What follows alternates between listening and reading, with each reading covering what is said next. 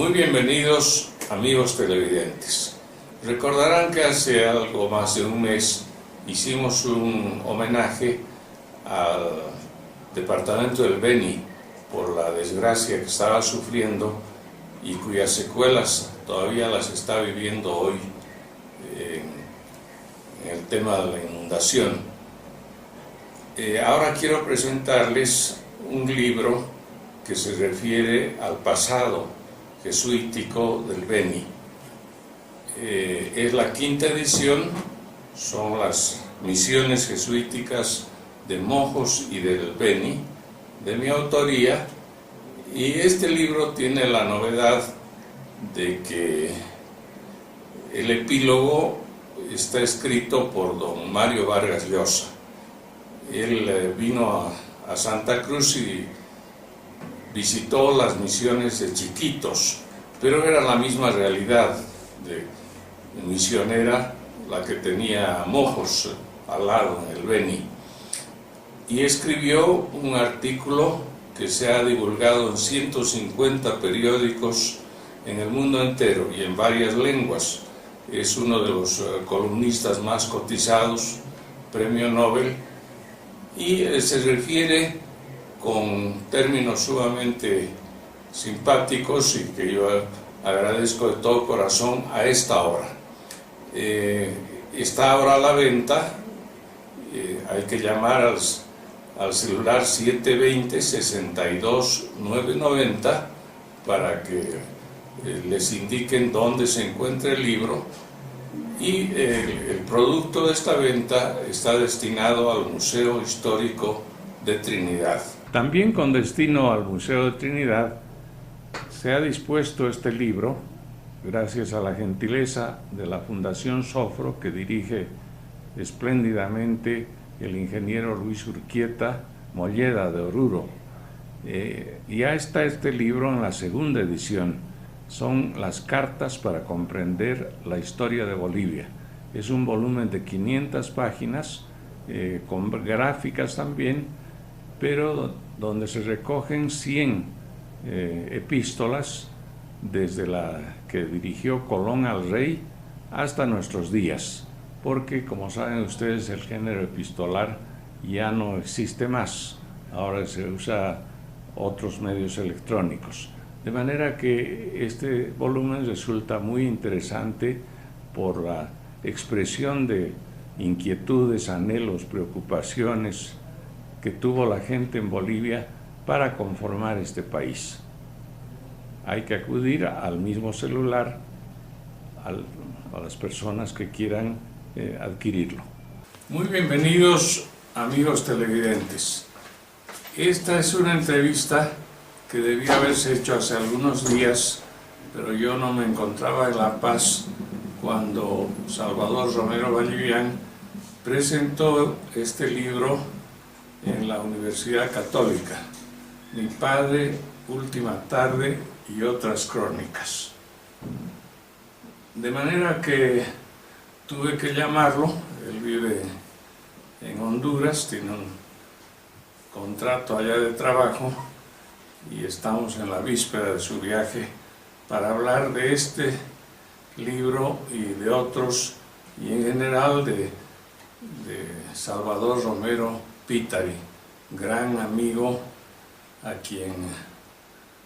cuya ausencia no dejamos de lamentar día tras día. Salvador, el título de tu libro es Mi padre, Última tarde.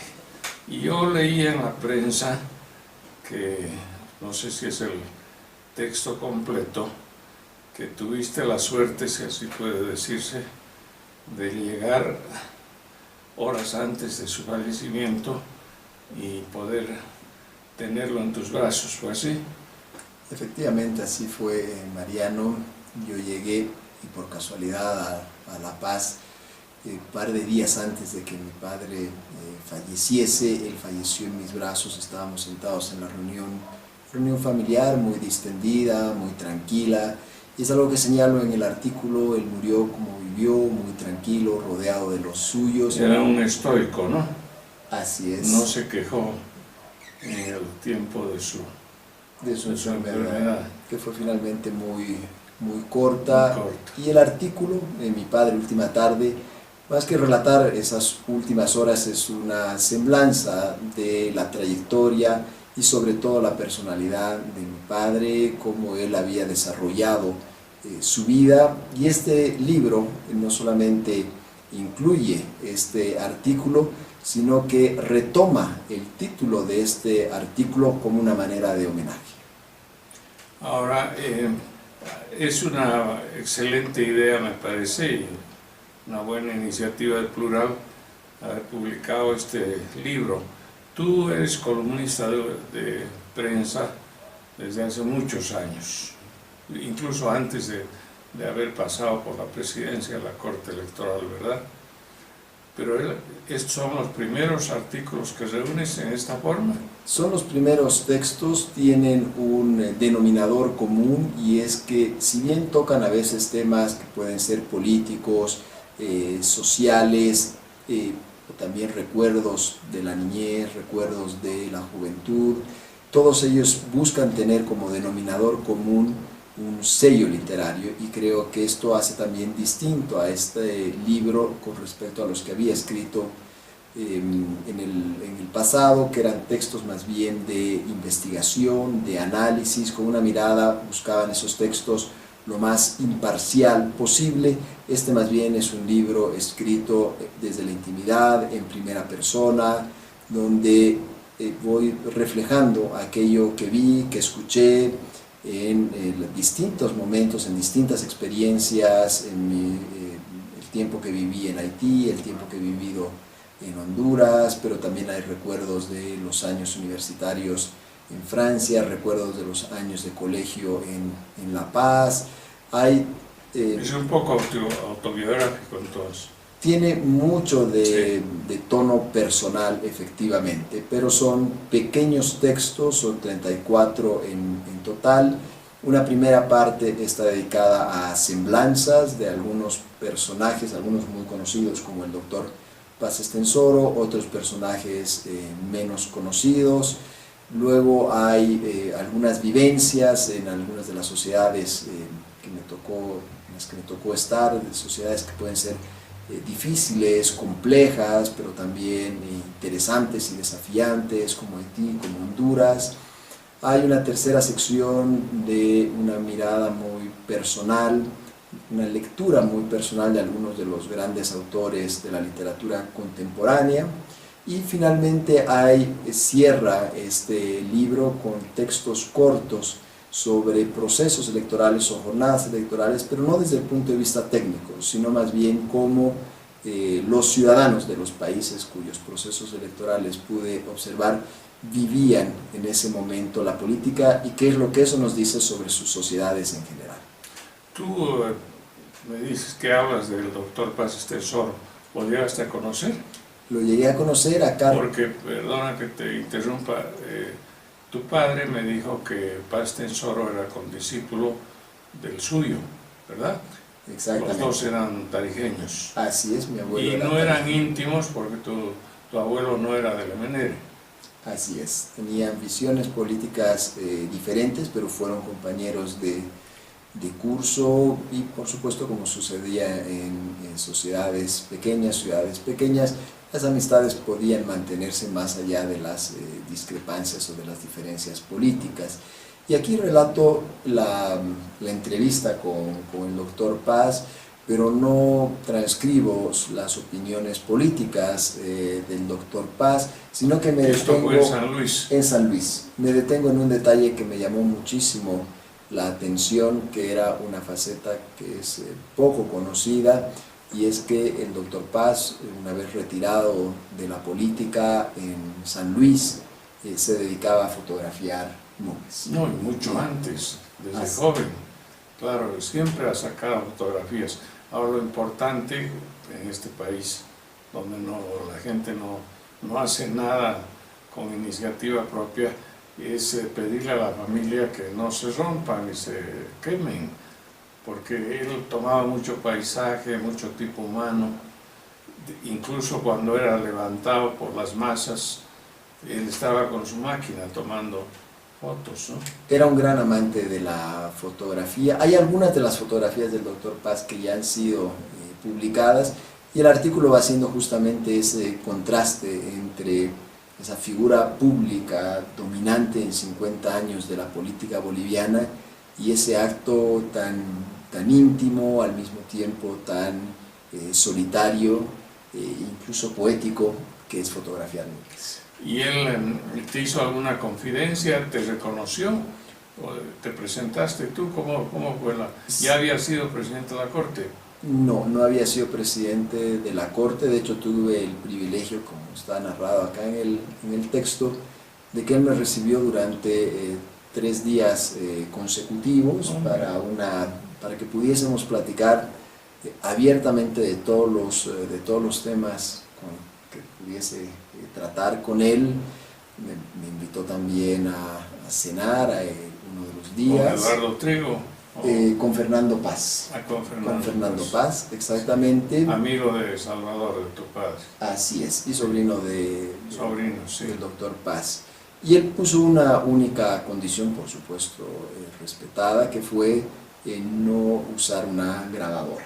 Pero por lo demás fueron horas muy interesantes. ¿Y ya estaba con Parkinson? No, estaba absolutamente lúcido, y entero físicamente.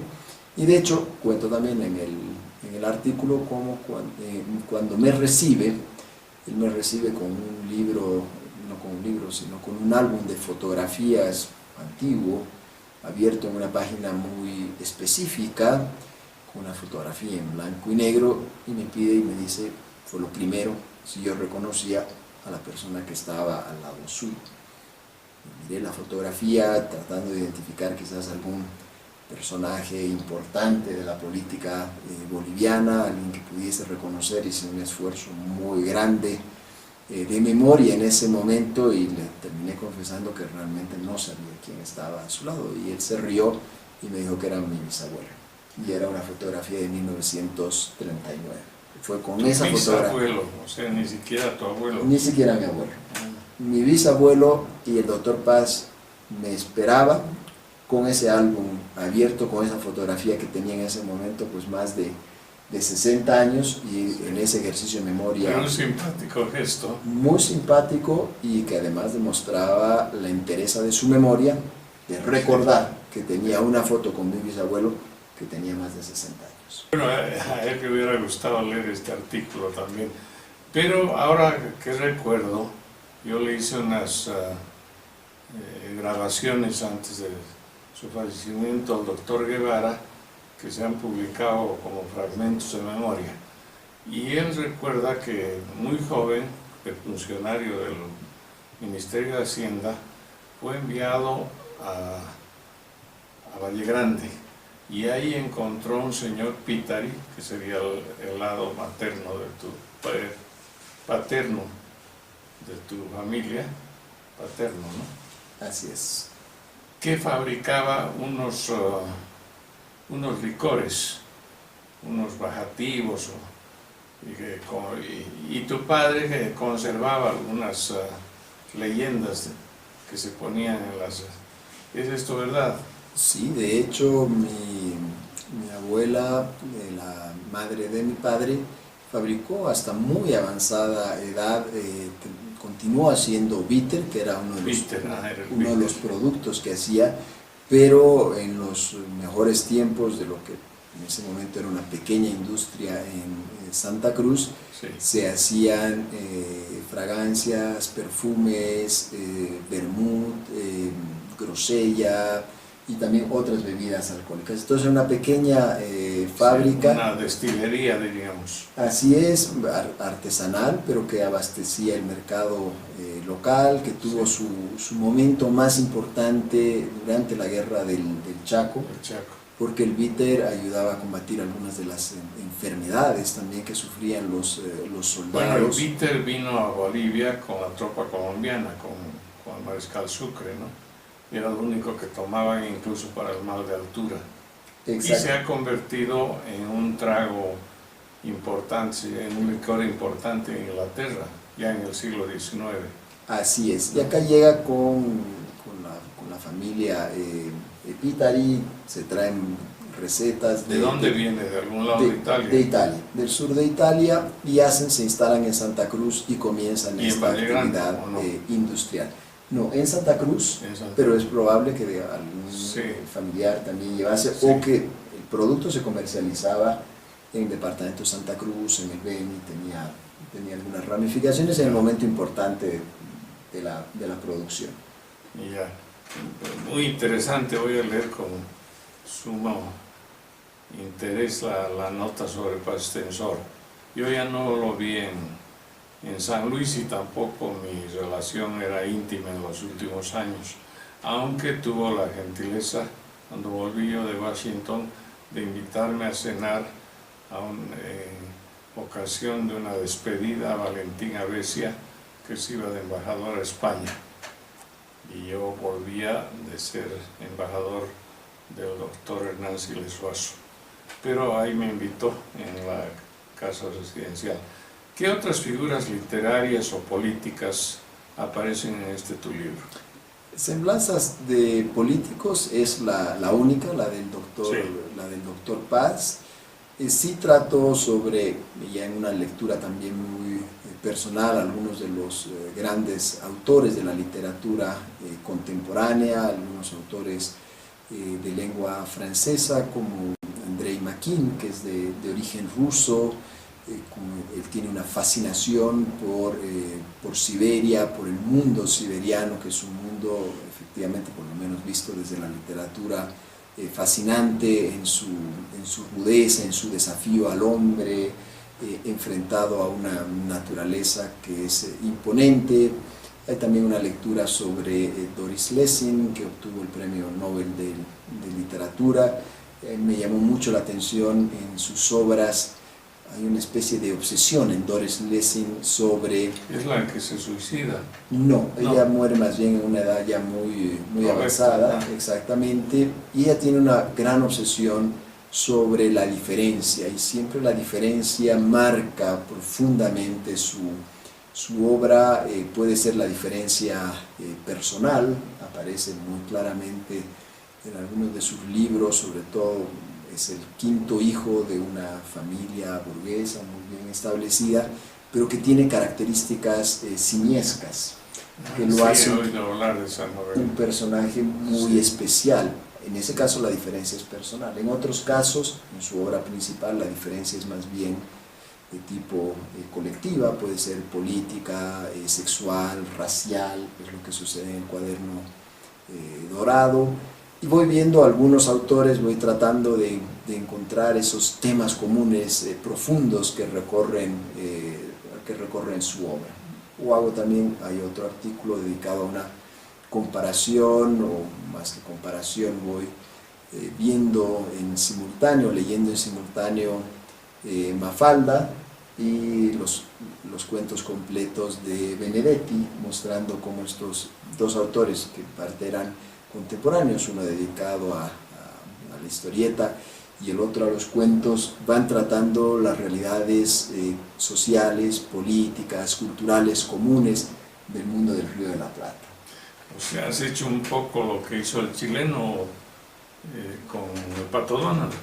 Pero esta es una... ¿Cómo se llama? Dorman. Exactamente. Sí.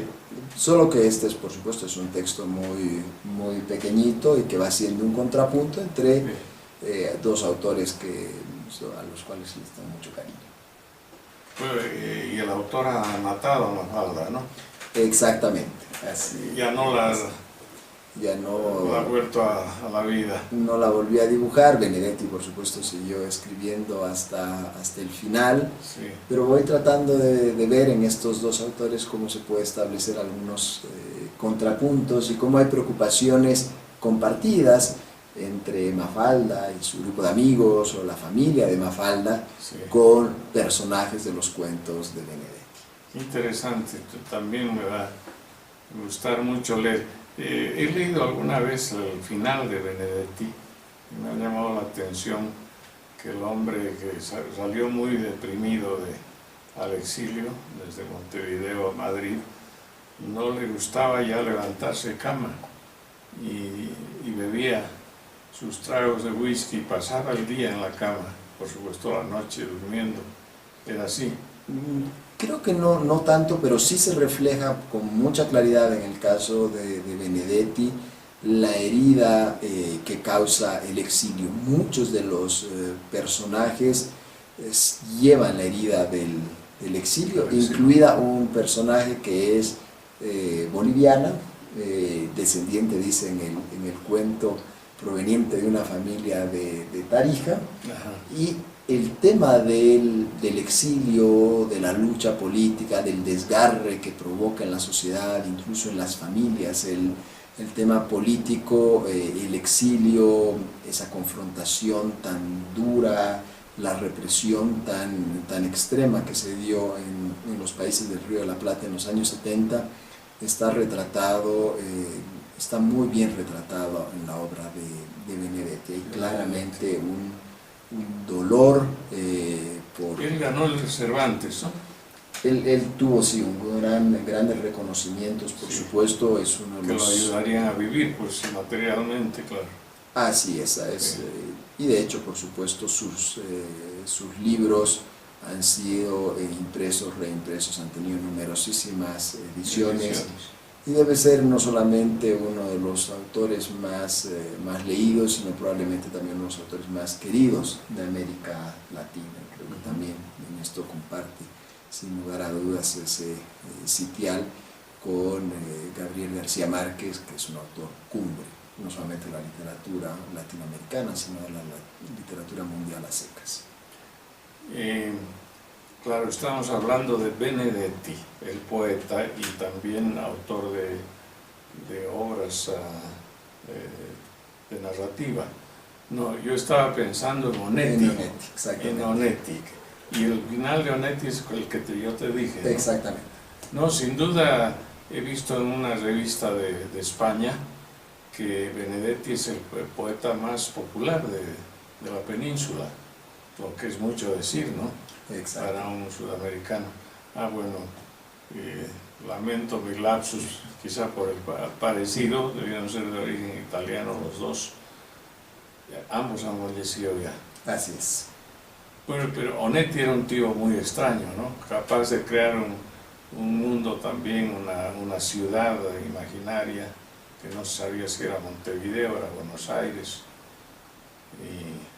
y unos personajes también que se repiten en sus libros. Exactamente, desde ese punto de vista la prosa de Benedetti es una prosa que es mucho más diáfana, mucho más sencilla. Sí.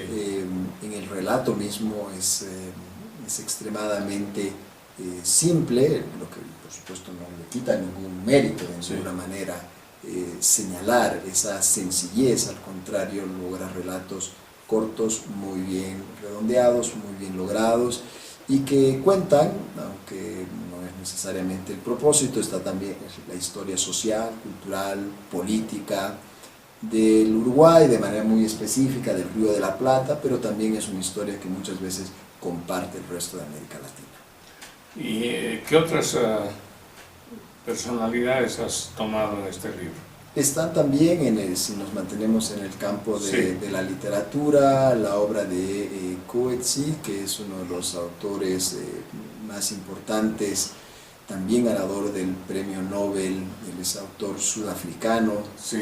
En el caso suyo queda muy claramente establecida o reflejada la dificultad que tienen los personajes de comunicarse los unos con los otros. Hay siempre barreras que se interponen, hay destinos muy trágicos los que tienen los personajes en las novelas de Coetzee. Son siempre personajes bastante grises que llevan vidas relativamente anodinas. Suele llegar un momento de quiebre, y es un mundo que se va derrumbando sin que los personajes puedan, pero a veces ni siquiera quieran revertir, lograr volver a la situación previa, y van viendo cómo esos mundos se van desmoronando en medio de una gran dificultad de establecer una auténtica comunicación con los otros personajes. Es una profunda melancolía en su obra, pero es también una obra muy relevante y muy humana en todas sus dimensiones. Él escribe en inglés. Él escribe en inglés. En inglés, es de la minoría inglesa de Sudáfrica. Exacto. Doris Lessing, ¿de dónde era? Doris Lessing, yo la llamaría del Imperio Británico, porque ella nace en lo que es hoy actualmente Irán, pero que en ese momento hacía parte del Imperio inglés. Pasa su adolescencia y juventud en Sudáfrica, donde parte de sus personajes también van a vivir, y termina luego la posguerra en Inglaterra. Es por lo tanto de verdad una figura que va combinando gran parte de la geografía del Imperio inglés. Interesantísimo. Llega hasta los años 60, por ahí. No. Doris Lessing ha muerto hace algunos años, obtuvo el Premio Nobel de Literatura también muy poco antes de morir. Fue una de las autoras que lo recibió a más tardía edad. Ya, a los 80, por ahí. Sí, aproximadamente. Una pena. Bueno, vamos a hacerle un homenaje a tu papá, porque ese era uno de los propósitos también de irte a aplaudir el día que presentaste tu libro. Este es un homenaje que le ha hecho la Universidad Católica, ¿verdad? La Universidad Mayor de... la Mayor de San Andrés, donde era el catedrático. Exactamente. Que él fue rector de la Católica. Él fue vicerrector de la Universidad Católica. En el fondo él manejaba, porque el obispo Prata hacía la parte social, pues, ¿no? Y de financiamiento, de búsqueda de financiamiento. Él tuvo un papel muy importante desde el punto de vista académico en la formación de la Universidad Católica, pero también fue profesor en la Universidad Mayor de San Andrés durante muchas décadas. Y este libro, Temas Sociales, en su número 34, es un homenaje de la carrera de Sociología de la Facultad de Ciencias Sociales. ¿En este homenaje? Lamentablemente no Vamos pude a ver estar. quiénes intervinieron. Sin embargo, la gran mayoría de los textos que componen este libro son de él. Es una compilación de algunos de sus principales artículos publicados a lo largo de décadas, que muestran su mirada de la sociología, su mirada sobre algunos de los problemas que abordaba del país, siempre con una mirada sociológica muy rigurosa, pero al mismo tiempo muy comprometida con el país en los temas que él estudiaba. Sí, ahora, él fuera del talento que tenía y de la preparación magnífica que recibió en Lovaina y en universidades locales, tenía una ventaja también frente a otros escritores bolivianos, que era su origen familiar. Él se sentía tarijeño, se sentía cruceño y también paceño. Definitivamente. ¿No? De manera que era un intelectual boliviano, ¿no? Así es, él siempre sintió, en parte por estos orígenes familiares, él se sintió profundamente boliviano, siempre creyó en que lo que unía al país era muchísimo más fuerte que las diferencias, que por cierto también él estudió las diferencias. Tiene un texto que creo que es muy importante que se llama En el origen de las diferencias entre Oriente y Occidente en el país, donde él trata de mostrar desde un punto de vista histórico y sociológico cómo las sociedades del Oriente y las sociedades del Occidente del país tuvieron finalmente conformaciones sociales, económicas, políticas distintas. Sin embargo, él creía que en el país se lograba trascender estas diferencias, y que lo que unía terminaba siendo mayor que lo que podía separar o diferenciar más bien unas regiones de las otras. De manera muy llamativa, muchos de los novelistas bolivianos llamaron Claudina al personaje femenino principal, que tenía siempre características muy parecidas de una novela a la otra, y él lo que busca hacer es, a través de estos personajes y a través de lo que cuentan los novelistas, busca estudiar algunas de las características principales de la sociedad boliviana entre fines del siglo XIX, comienzos del siglo XX, y trata de describir las sensibilidades sociales, cómo se veían unos grupos a otros, cuál era la percepción sobre el mestizaje, sobre el ascenso social, las disputas y los acuerdos que podían establecerse entre distintos grupos sociales, las tensiones y los acuerdos regionales que podían producirse. Todo eso estudiado a través de los novelistas bolivianos y de esta figura tan particular. Claro, lo bello en esto es que las Claudinas entran en la literatura por la puerta del amor, ¿no? Son las queridas, son las amantes y eventualmente quizá las esposas de jóvenes de la clase media blanca. Exactamente. Y se produce en esos años, desde el 900 al 30, diremos, o 40, lo que se llamaba con mucha alarma en la sociedad el encholamiento de los jóvenes. Y ese es un proceso que está estudiado en las Claudinas y de las cuales él en su mirada rescata más bien el inmenso vigor que eso produjo y también cómo permitió el acercamiento de clases, de grupos sociales que en principio estaban muy distanciados, y él va sacando algunas conclusiones importantes para la historia del país, entre otras, por ejemplo, una sobre la cual él insistía muchísimo, como justamente fruto de estos amores entre hombres de sectores más favorecidos y mujeres como las Claudinas, surgieron algunos de los políticos bolivianos más importantes. Y él señalaba que esto fue posible porque esos niños que nacían muchas veces fuera del matrimonio tenían contactos por la vía paterna con los sectores de la élite boliviana, en la que se podía mover con bastante facilidad, y también con el sector popular por la vía materna, y esto los convertía en unos articuladores políticos muy importantes, líderes políticos también muy importantes. Y señala también él, entre otros efectos que va analizando, es cómo estos hijos de estos amores en esos momentos más prohibidos, para darle un nombre, era gente que terminaba estudiando, mientras que muchas veces los descendientes de las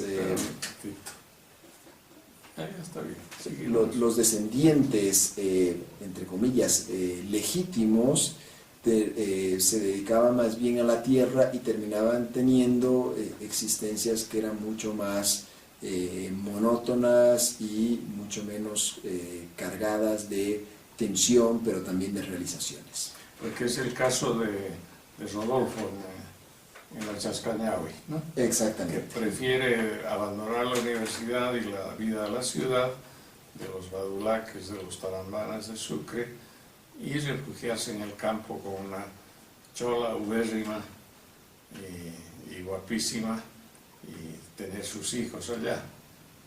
Es un final optimista el de la Chascañahui. ¿Cuáles son las otras Chascañauis? La de Costa dos Reis. Exactamente. Que se llama también, el cuento es la Chascañahui, ¿no? Todas llevan el nombre de, sí, de Claudinas, sí, y también de hecho terminó descubriendo a alguna Claudina por allá que estaba poco conocida sí, en la literatura creo que son boliviana. 4, ¿no?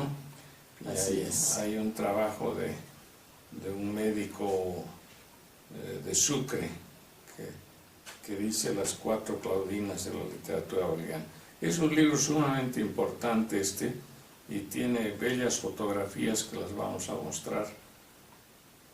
Un verdadero acierto de Salvador Romero Pitay. Es un libro corto, pero efectivamente considero, creo que es un libro importante para comprender el país, para leer la literatura boliviana y también para interpretar mejor las dinámicas sociales, para evitar los maniqueísmos en las lecturas, las interpretaciones del país. Ahora, El nacimiento del intelectual es un libro ya denso, de más páginas, y se refiere a la generación de Chirveches, de Juan Francisco de Delgado, de Alcides Arguedas, ya como una categoría social, el intelectual, que además es consultado o cooptado por la clase política, ¿no?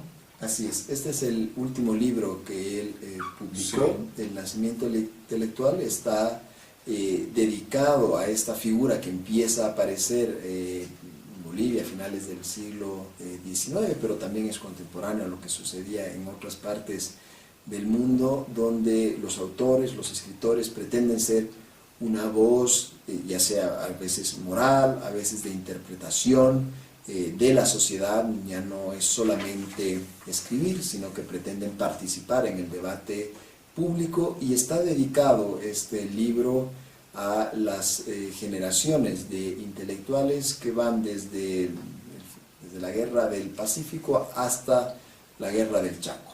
Él le interesa además mucho saber qué es lo que leían los intelectuales bolivianos entre fines del siglo XIX, principios del siglo XX. Se interesa por qué es lo que tienen a mano, qué es lo que se puede leer. Por supuesto no existían las facilidades que vía traducciones de España. Vías traducciones, sí. Y él muestra también en este libro, como en otros artículos, cómo parte del pensamiento político, social boliviano termina estando a veces influido por azares como qué autores fueron traducidos y qué autores no fueron traducidos, y que este tema, que podría parecer totalmente casual, termina influyendo sobre el pensamiento político y social de un país, porque sus intelectuales acceden a ciertos autores y no acceden a otros, y sobre todo, digamos, en la realidad de inicios del siglo XX. Hoy día, por supuesto, el Internet ha cambiado de manera muy radical este tema, pero a principios del siglo XX, por supuesto, era muy importante saber qué autores estaban traducidos, qué libros llegaban acá. También, aunque los autores podían a veces viajar, también las posibilidades de viaje no son, o no eran en ese momento las que se tienen hoy en día. Y mucho menos. Así es. Y se interesa también él en los debates, qué es lo que debaten estos intelectuales. No todos ellos piensan lo mismo, a veces tienen posiciones muy encontradas sobre qué debaten, cuáles son las posiciones que asumen los unos, los otros, y es también un libro desde ese punto de vista, como creo que lo fue Las Claudinas, un libro novedoso para las ciencias sociales bolivianas. Entre ellos lo considera Bautista Saavedra también. Claro. Bautista Saavedra, sí, que por supuesto recordado, su faceta más conocida es la de político, porque fue presidente, sí. Pero también es un hombre que escribió mucho, que le preocupó la sociología, se interesó, y él va observando por las lecturas, las referencias que tienen estos autores, cuál, entre comillas, actualizados se encontraban sobre los autores, cuáles eran los autores que más les llamaban la atención, qué posiciones finalmente adoptaron los intelectuales bolivianos en los grandes debates del país. Dime una cosa, tú has tenido la suerte de compartir unos años de relación intelectual con tu papá. ¿Qué autores les gustaban? ¿Qué autores les disgustaba a él o no los comprendía? ¿Y qué diferencias había de generación entre ustedes? Mi padre fue un lector ávido, permanente, y leyó literalmente hasta el último día de su vida. El último día de su vida él estaba leyendo, y leyó hasta muy pocas horas antes de morir. Y no exagero si digo que leía todos los días, permanentemente.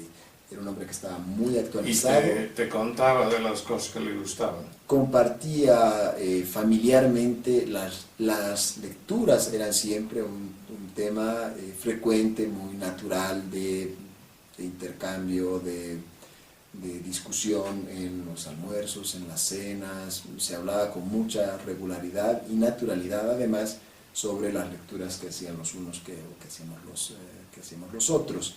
Profusa obra, pero no recuerdo su nombre. Ahora hablaremos de tu vida actual. Tú, lo he dicho públicamente, así es que lo puedo repetir ahora, creo que has sido uno de los mejores presidentes de la Corte Electoral al nivel de don Huáscar Cajías en cuanto a objetividad, ponderación, manejo de la gente, en fin, y te has ido pues con la cabeza, con la frente erguida, sin dejar ningún papel en desorden. Y después la Corte ha caído bastante en términos de respeto de la opinión pública. Pero bueno, como hay que seguir viviendo, tú recibiste una oferta del exterior y primero te fuiste a Haití. Estuve en Haití. ¿A qué edad fuiste presidente de la Corte Electoral? A los 34 años. 34. Así es. Yeah. Estuve en Haití, pasé 6-7 meses, que es una experiencia en términos cronológicos muy corta, pero Haití es un país difícil. Y del francés que tú dominabas al creole, ¿se podía hacer una relación rápida? Se puede siempre y cuando el creol sea hablado con mucha corrección y de manera lenta. Por supuesto, un creol conversado en la calle es muy difícil de seguir, aunque uno sepa francés, pero un creol, por ejemplo, el de los noticiosos de radio, de televisión, que están bien pronunciados, si bien uno llega a captar finalmente muy bien lo que se está diciendo. Y esa fue una experiencia corta en tiempo, pero muy intensa. Haití es un país muy desafiante, con muchos problemas, difícil de vivir en la vida cotidiana, con una política muy compleja, pero también al mismo tiempo eso era muy desafiante. No estuviste ya en el terremoto, ¿no? Estuve antes del terremoto y estuve después del terremoto. Y hasta ahora no se termina de reconstruir. No, hay enormes desafíos para la reconstrucción de Haití. ¿Y ha habido mucho despilfarro y corrupción? Es un país que tiene niveles altos de corrupción, de ineficiencia también, y hoy en día todavía se pueden observar en Puerto Príncipe, la capital, miles de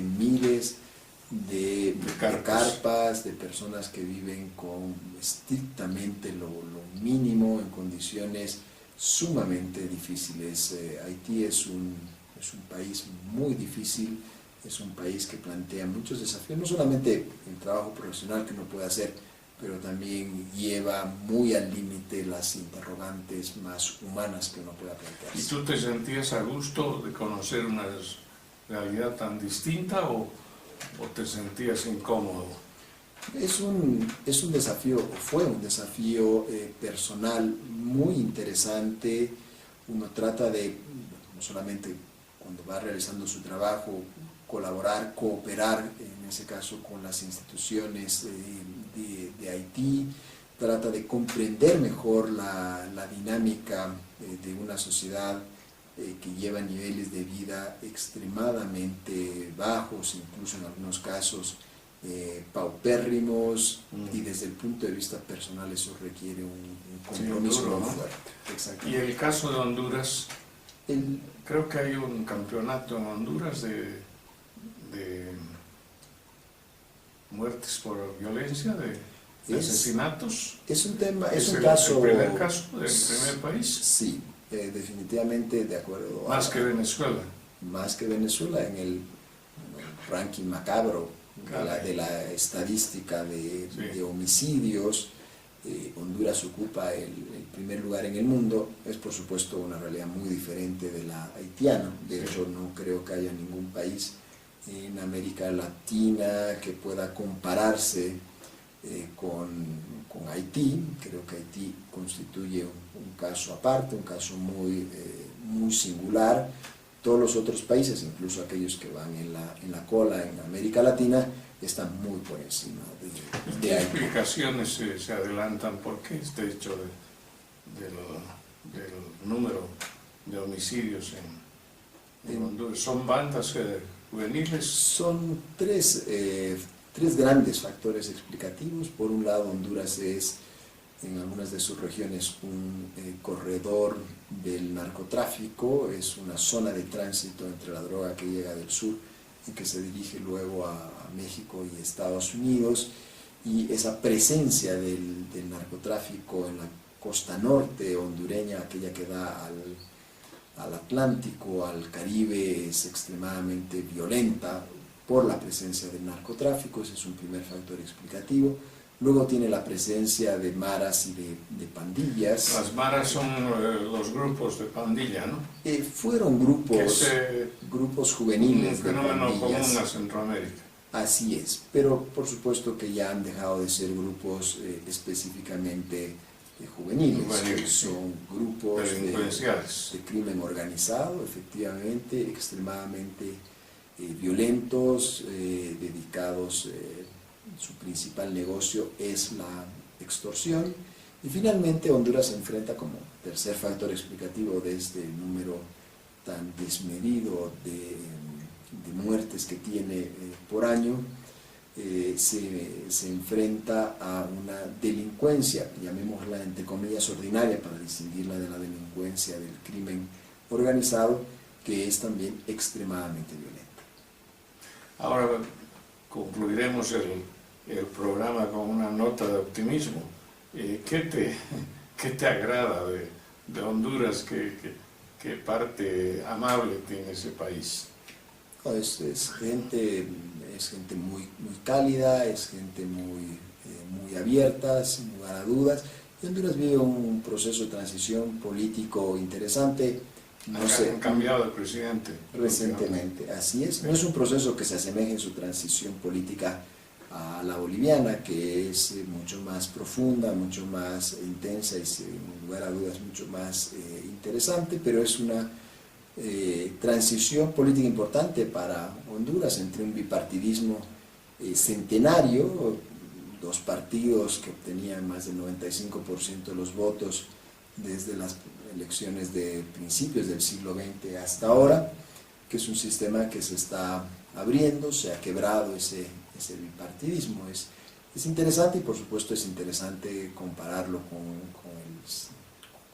la evolución boliviana, y es interesante comparar las dos sociedades. Pero se ve el caso, como en otros países de Centroamérica, de un grupo de familias poderosas frente a la pobreza general de la clase media y de los campesinos. Sin duda, bueno, Honduras es un país que tiene desigualdades muy importantes, tiene también una diáspora muy importante, tiene más de 1 millón de habitantes que están en Estados Unidos, y cuyas remesas son definitivamente fundamentales, claves para la economía de ese país. Aproximadamente el 25% de su PIB viene de las remesas. Un regalo envenenado, ¿no?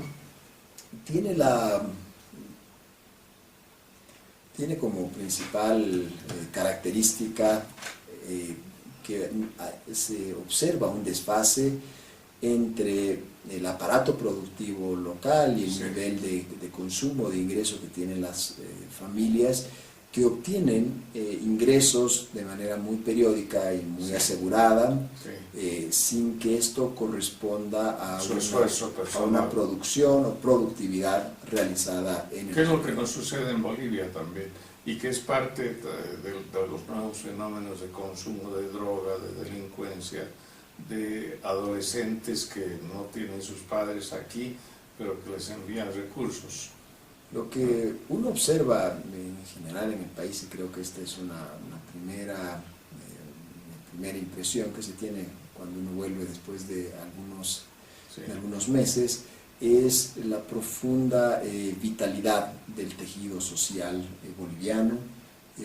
Por un lado, es una sociedad muy dinámica, es una sociedad que está definitivamente volcada hacia el futuro, muy convencida de que con sus propias fuerzas puede ir avanzando. Es una sociedad que tiene niveles de creatividad, también de vitalidad social que se observan por doquier, tanto regionalmente como socialmente se observa esta vitalidad de la sociedad boliviana. Es un rasgo muy llamativo y creo que es una característica muy importante del país.